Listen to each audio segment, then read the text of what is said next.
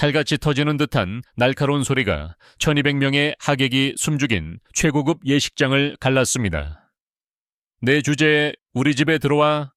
안녕하세요. 구독하고 좋아요를 눌러주세요. 어느 도시에서 시청하고 계신지 댓글에 적어주세요.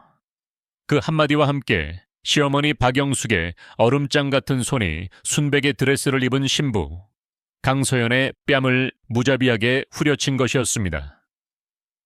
순간 세상 가장 행복해야 할 신부의 하얀 뺨 위로 선명한 손자국이 붉게 피어올랐습니다. 옆에 선 신랑 윤태주는 경악한 아내를 감싸주기는커녕 당혹스러운 시선을 피하며 그저 자신의 체면만을 걱정할 뿐이었습니다. 축복의 박수갈채와 환호성으로 가득했던 예식장은 순식간에 얼어붙은 듯한 정적에 휩싸였습니다. 불과 10분 전까지만 해도 모든 것이 완벽했던 서연의 세상은 그렇게 산산조각 나고 말았습니다. 평생 지켜주겠다는 달콤한 속삭임이 얼마나 공허한 약속이었는지 서연은 온몸으로 깨닫고 있었습니다. 하지만 아무도 알지 못했습니다. 이 굴욕적인 순간이 거대한 복수의 서막을 열게 될 줄은 말입니다. 특히 모든 것을 지켜보던 서연의 어머니 이정민의 눈빛은 단순한 분노를 넘어선 차가운 계산으로 번뜩이고 있었습니다. 모든 비극의 시작은 불과 10분 전으로 거슬러 올라갑니다. 예식이 진행되는 동안 시댁 식구들이 모여 앉은 테이블에서는 노골적인 험담이 오가고 있었습니다. 시어머니의 동생, 즉 신랑의 고모가 되는 여인이 곁에 앉은 박영숙에게 교양 없는 목소리로 물었습니다. 언니, 저 신부네는 뭐 하는 집안이래? 그러자 박영숙은 입술을 삐죽이며 경멸적으로 답했습니다. 글쎄, 경기도 외곽에서 조그만 카페 하나 운영한다던데 뭐 별 볼 일 있겠어. 그들의 대화 속에는 재개발로 벼락부자가 된 자신들은 상류층이며 정직하게 카페를 운영하는 서연의 가족은 급이 맞지 않는 하층민이라는 오만함이 가득했습니다. 바로 그때 부케를 던지기 위해 뒤돌아서던 서연이 무거운 드레스 자락에 발이 걸려 살짝 휘청이는 작은 실수를 했습니다. 하지만 이것은 시작에 불과했습니다. 그들에게는 서연의 작은 실수가 마치 그녀의 근본 없음을 증명하는 결정적인 증거처럼 보였던 것입니다. 한 친척이 손가락질까지 하며 외친 역시 그런 집 딸이라 기본기가 없어 라는 한마디는 박영숙의 마지막 이성의 끈을 끊어버렸고 결국 파국적인 따기로 이어졌습니다. 그들이 별 볼 일 없는 카페라고 무시했던 그곳, 경기도 광주시 퇴촌면의 숲속의 향기는 사실 대한민국 부동산 시장을 뒤에서 움직이는 수천억 원대 자산가들의 비밀스러운 아지트라는 사실을 그 누구도 상상조차 하지 못하고 있었습니다. 제주도에서의 달콤했던 신혼여행은 마치 한여름 밤의 꿈처럼 짧았습니다. 서울로 돌아와 시댁의 육중한 현관문을 여는 순간 서연을 맞이한 것은 더 이상 다정한 가족이 아닌 차가운 감시자들의 시선이었습니다. 그날부터 서연의 일상은 완벽한 지옥으로 변했습니다. 새벽 5시 반에 일어나 시아버지의 아침상을 차리는 것을 시작으로 하루 종일 허리 펼 틈 없이 집안일에 시달려야 했습니다. 남편 태조는 더 이상 그녀의 편이 아니었습니다. 그는 교묘한 말들로 서연의 영혼을 갉아먹기 시작했습니다. 서연아, 우리 엄마 말씀이 다 널 위해서 하시는 소리야. 넌 아직 세상 물정을 너무 몰라. 내가 널 위해 대신 결정해 주는 거니까 고마워해야지. 사랑이라는 이름으로 포장된 가스라이팅 속에서 밝고 당당했던 서연은 점차 자신을 쓸모없고 부족한 사람이라 여기며 스스로를 잃어가고 있었습니다. 하지만 이것은 단지 시작에 불과했습니다. 그들의 탐욕이 서연에게 복수의 칼자루를 쥐어주게 될 줄은 그 누구도 예상하지 못했습니다. 어느 날 저녁 시아버지 윤상구가 붉게 상기된 얼굴로 집에 들어오며 고함을 쳤습니다. 여보, 대박이야. 광주 일대 개발 프로젝트가 드디어 확정됐어. 우리 전 재산 20억 원을 전부 투자하면 최소 10배는 벌 수 있다는군. 그 순간 집안의 공기는 뜨거운 탐욕으로 가득 찼습니다. 그들은 서연을 투명 인간 취급하며 자신들만의 부푼 꿈에 대해 떠들어댔습니다. 불안한 마음에 서연이 조심스럽게 위험성을 언급하자 남편 태조는 경멸적인 눈빛으로 그녀를 쏘아붙였습니다. 네가 경제에 대해 뭘 안다고 그런 소리를 해? 당신은 그냥 시키는 대로 집안일이나 신경 써. 그 모욕적인 순간 서연은 식탁 밑으로 조용히 스마트폰의 녹음 버튼을 눌렀습니다. 그리고 시댁 식구들의 눈을 피해 어머니에게 짧은 문자를 보냈습니다. 엄마, 미끼를 물었어요. 그들이 덥석 문 미끼가 사실은 그들의 숨통을 끊어놓을 독이 든 미끼라는 사실을 그 순간에는 아무도 알지 못했습니다. 한편 경기도 외곽의 한적한 카페 숲속의 향기에서는 상상조차 할 수 없는 거대한 계획이 움직이고 있었습니다. 서연의 어머니 이정민은 평범한 카페 사장으로 위장하고 있었지만 그녀의 진짜 정체는 대한민국 굴지의 개발사에서 20년간 임원으로 재직하며 수조 원대 프로젝트를 성공시킨 전설적인 부동산 개발 전문가였습니다. 대대로 물려받은 막대한 토지를 기반으로 그녀는 은퇴 후에도 여전히 부동산 시장을 움직이는 숨은 큰손이었습니다. 그리고 가장 충격적인 사실은 시아버지 윤상구가 전 재산 20억 원을 걸고 목숨을 건 바로 그 광주 개발 부지의 핵심 땅 3만 평의 실제 소유주가 바로 이정민이라는 것이었습니다. 그녀는 이미 사위 집안의 모든 것을 손바닥 위에 올려놓고 있었습니다. 10년 전 윤상구가 불법 투기와 문서 위조를 통해 부를 축적한 모든 증거 자료까지 확보한 상태였습니다. 이정민은 차가운 눈으로 서류들을 내려다보며 나지막이 읊조렸습니다. 감히 내 딸을 건드린 대가가 얼마나 끔찍한지 이제부터 뼈저리게 느끼게 해주지. 며칠 후 이정민은 딸을 카페 뒤편에 숨겨진 비밀 사무실로 불렀습니다. 육중한 철문을 열고 들어선 순간 서연은 숨을 멈췄습니다. 그곳은 평범한 창고가 아니었습니다. 벽면을 가득 채운 것은 대한민국 전국의 개발 계획도와 수백 건의 부동산 등기 서류들이었고 중앙의 거대한 테이블 위에는 위성사진과 복잡한 설계도들이 펼쳐져 있었습니다. 이곳은 바로 이정민 제국의 심장부였습니다.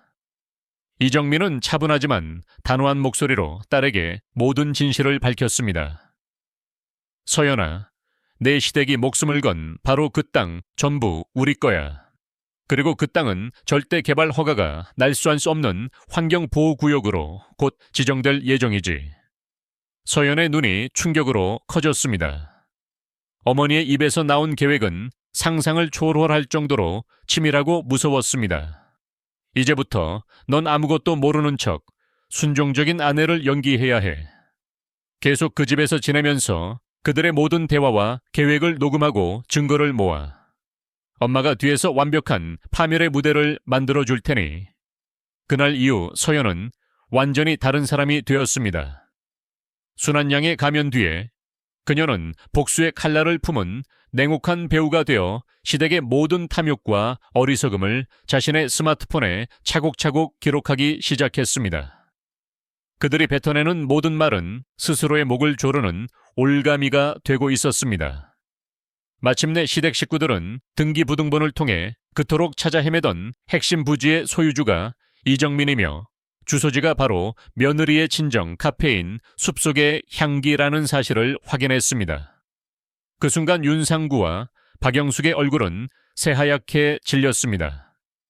자신들이 그토록 무시하고 카페집이라 멸시했던 사돈이 사실은 자신들의 운명을 쥐고 있는 거물이었다는 사실을 깨달은 것입니다.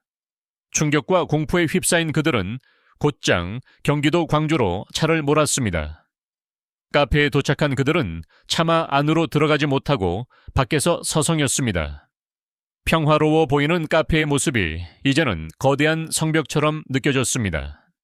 결국 윤상구는 결심한 듯 채소 내려 이정민 앞에 섰습니다. 그는 평소의 오만함은 온데간데 없이 비굴한 미소를 지으며 입을 열었습니다. 사돈, 저희가 정말 큰 실수를 했습니다. 제발 그 땅을 저희에게 파십시오. 저희 가문의 명분이 걸린 일입니다. 하지만 이정민의 표정에는 한치의 흔들림도 없었습니다. 그녀는 싸늘한 목소리로 답했습니다. 죄송하지만 그럴 생각 없습니다. 제게는 돈보다 소중한 추억이 담긴 땅이라서요. 절망에 빠져 집으로 돌아온 그들은 곧장 서연에게 분노를 터뜨렸습니다. 네가 어떻게 우리한테 이럴 수 있어? 당장 네 엄마한테 전화해서 땅 팔라고 설득해. 태주는 이성을 잃고 서연의 팔을 거칠게 잡아 흔들며 소리쳤습니다. 아파. 노후란 말이야.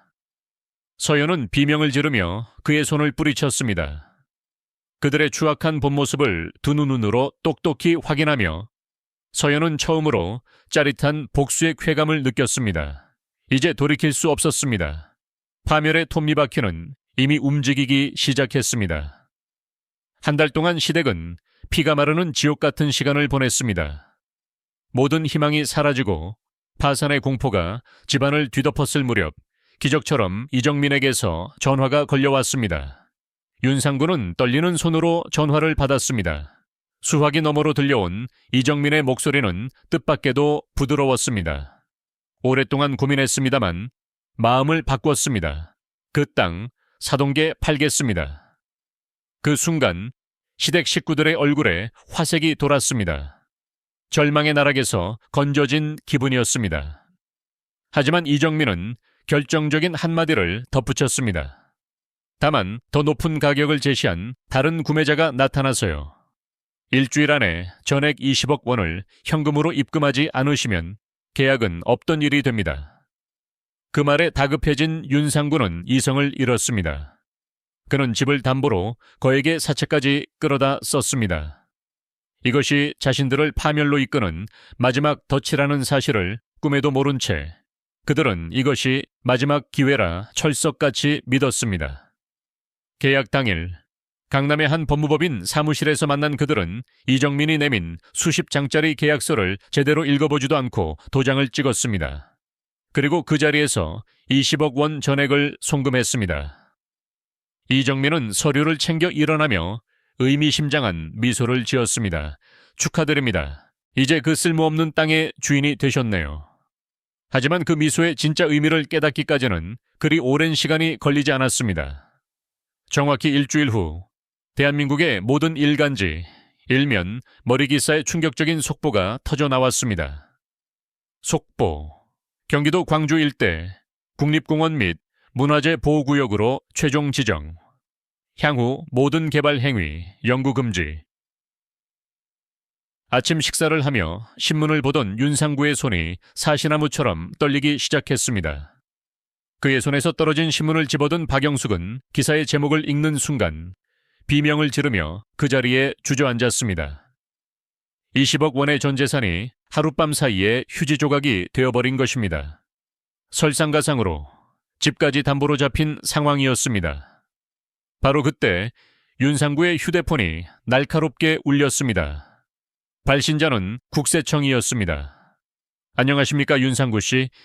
10년 전 토지 거래 관련 탈세 및 불법 행위 혐의에 대한 제보가 접수되어 즉시 세무조사에 착수합니다.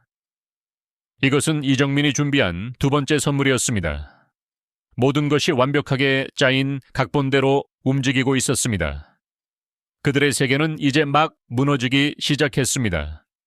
파멸은 전염병처럼 빠르게 번져나갔습니다. 국세청의 세무조사는 윤상구가 지난 10년간 저질러온 파멸은 전염병처럼 빠르게 번져나갔습니다. 국세청의 세무조사는 윤상구가 지난 10년간 저질러온 모든 불법 행위와 탈세의 추악한 민낯을 낱낱이 파헤쳤습니다. 그 결과 10억 원이 넘는 천문학적인 추징금이 부과되었고 윤상구는 구속될 위기에 처했습니다.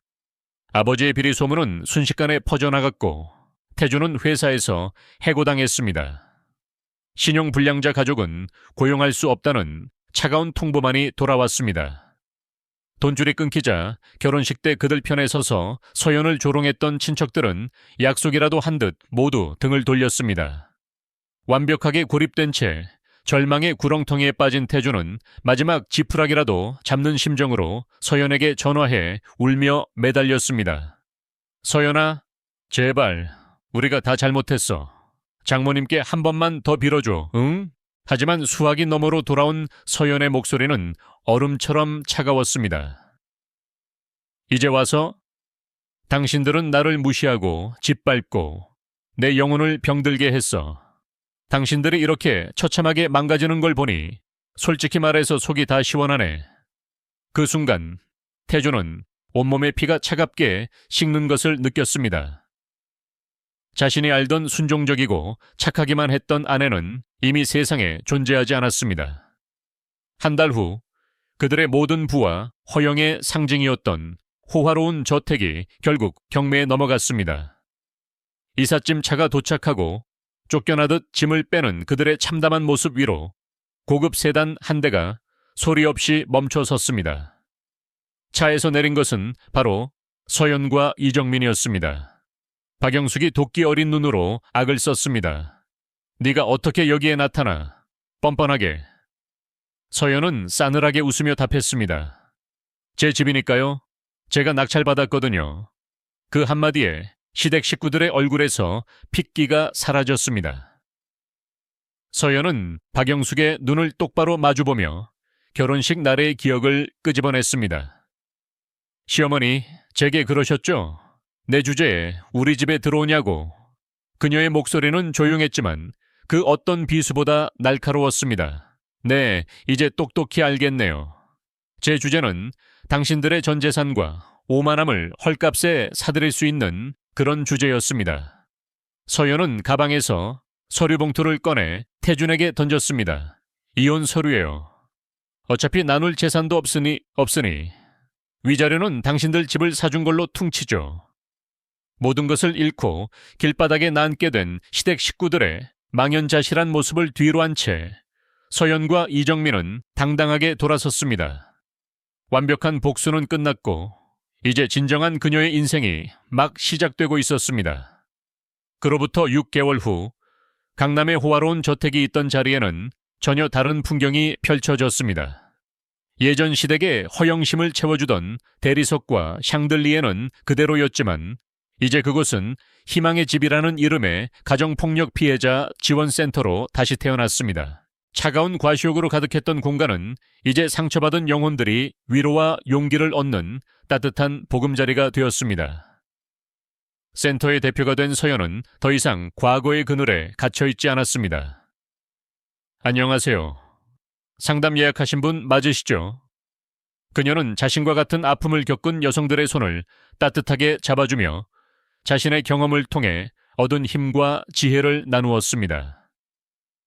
결혼식 날 뺨을 맞고 속수무책으로 당하기만 했던 연약한 여성은 온데간데 없었고 그 자리에는 타인의 상처를 보듬을 줄 아는 강인하고 성숙한 여성이 서 있었습니다.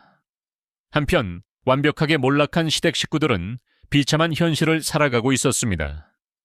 윤상군은 좁은 택시 안에서 손님들의 눈치를 보며 핸들을 잡았고 박영숙은 식당 주방 구석에서 뜨거운 김을 맞으며 설거지를 했습니다. 태주는 편의점 야간 아르바이트로 근근히 생계를 유지하며 텅 빈 원룸에서 홀로 과거를 곱씹었습니다. 그는 이제야 깨달았습니다. 자신이 서연을 사랑한 것이 아니라 그저 순종적인 인형을 원했을 뿐이라는 것을. 하지만 후회하기엔 모든 것이 너무 늦어버렸습니다. 그들의 오만함이 앗아간 것은 돈과 명예뿐만이 아니라 진정한 사랑과 인간으로서의 존엄성이었습니다. 그해 연말 희망의 집 개원 1 주년 기념 행사가 열렸습니다. 전국에서 모인 수많은 사람 앞에서 서연은 마이크를 잡고 당당하게 말했습니다. 우리에게는 선택권이 있습니다. 계속 피해자로 남을 것인지 아니면 당당하게 일어서서 내 삶의 주인이 될 것인지. 여러분은 혼자가 아닙니다. 그녀의 목소리는 더 이상 떨리지 않았습니다. 그 말은 단순한 연설이 아니라 깊은 절망의 터널을 지나온 한 인간이 세상에 외치는 희망의 선언이었습니다. 행사가 끝난 후 서연은 어머니의 카페 뒤편 모든 복수가 시작되었던 그 들판에 섰습니다. 지는 노을을 바라보며 그녀는 나지막이 중얼거렸습니다. 내 주제는 내 삶을 사랑하고 타인에게 희망을 주는 자유롭고 당당한 여성이었어요. 복수는 끝났고 진정한 행복이 비로소 시작되었습니다. 그날 밤 서연은 자신의 일기장 마지막 페이지에 짧은 글을 남겼습니다. 진정한 복수는 가해자를 파괴하는 것이 아니라 내가 더 강해지고 행복해지는 것이다. 과거의 나는 죽었고 새로운 내가 태어났다. 창밖으로는 무수한 별들이 쏟아질 듯 빛나고 있었습니다. 마치 그녀가 걸어갈 밝은 미래를 축복하는 것처럼 보였습니다. 결혼식 날 뺨을 맞고 세상이 무너지는 것 같았던 한 여인의 이야기는 그렇게 끝이 났습니다. 하지만 그녀가 남긴 용기와 희망의 씨앗은 이제 막 싹을 틔우기 시작했습니다. 이 이야기는 우리에게 묻습니다. 겉으로 보이는 화려함과 부가 한 사람의 가치를 결정할 수 있는가? 진실의 힘은 결국 거짓의 성벽을 무너뜨릴 수 있는가? 그리고 가장 중요한 것은 부당한 폭력과 억압 앞에서 우리는 어떤 선택을 해야 하는가? 여러분, 오늘의 이야기 재미있으셨나요? 여러분이 만약 서연의 입장이었다면 어떻게 행동했을지, 그리고 이 이야기에서 어떤 교훈을 얻으셨는지 여러분의 소중한 생각을 댓글로 함께 공유해 주세요. 여러분의 이야기가 또 다른 누군가에게는 큰 용기가 될 수 있습니다. 큰 힘이 되는 구독과 좋아요 꼭 부탁드리며 다음에도 더욱 흥미진진한 이야기로 찾아뵙겠습니다.